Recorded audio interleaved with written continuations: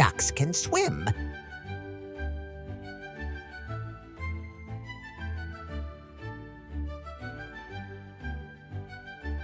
Ducks can also fly.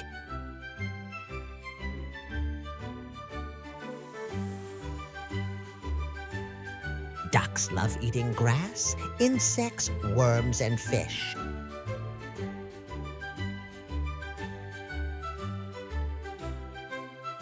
Ducks have webbed feet that help them swim.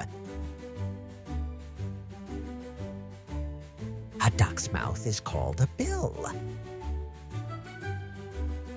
Ducks use their bills to clean themselves. Ducks are related to geese and swans.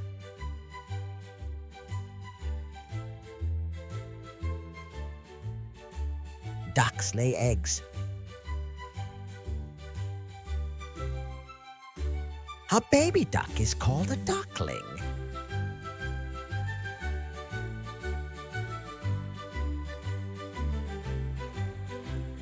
Ducks say quack, quack.